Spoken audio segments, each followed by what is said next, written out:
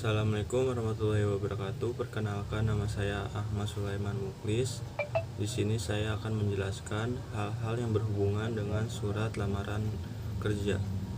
Pengertian surat lamaran pekerjaan. Surat lamaran pekerjaan adalah surat yang berisi permohonan untuk bekerja di suatu lembaga, perusahaan atau perseroan terbatas atau PT yang pada umumnya memiliki bagian-bagian berisi identitas diri, jasa yang dapat dilakukan, pendidikan, hingga keterangan keahlian dan pengalaman. Bagian yang berisi identitas diri, pendidikan, keahlian, dan pengalaman disebut juga sebagai kualifikasi pelamar.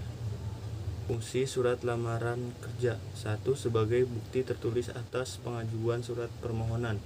2. Sebagai media atau alat komunikasi. 3. Sebagai bahan pertimbangan penerimaan kerja. Struktur surat lamaran pekerjaan. 1. Tempat dan tanggal.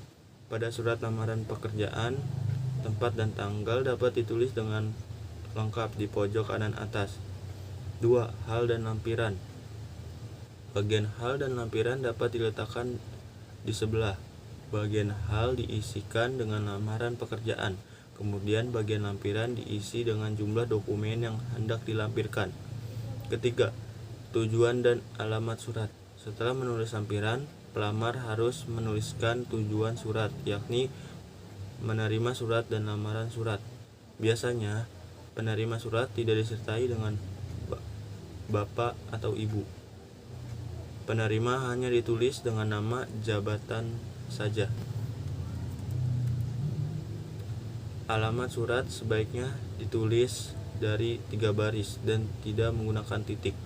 Penulisan jalan pada kalimat juga tidak boleh disingkat. 4. Salam pembuka. Sebelum menuliskan isi, menyertakan salam pembuka terlebih dahulu. Titip salam umum digunakan adalah dengan hormat. Pastikan untuk menambahkan setelah salam pembuka. 5. Alinea pembuka. Dalam alinea pembuka dapat menjabarkan sumber informasi lowongan yang hendak dilamar. Pastikan untuk menggunakan bahasa formal dan sopan. Yang keenam, isi. Bagian ini terbagi menjadi 3 bagian, yaitu identitas, maksud lamaran, dan berkas. Identitas. Pada bagian identitas dapat menuliskan data diri seperti nama, tempat, tanggal lahir, alamat, pendidikan terakhir, kontak, dan lainnya. Isi selanjutnya dapat menjelaskan alasan Anda melamar pekerjaan di tempat tersebut dan juga dapat menjabarkan kemampuan yang dimiliki. Namun, perhatikan kemampuan itu sesuai dengan lowongan kerja yang dilamar. Berkas.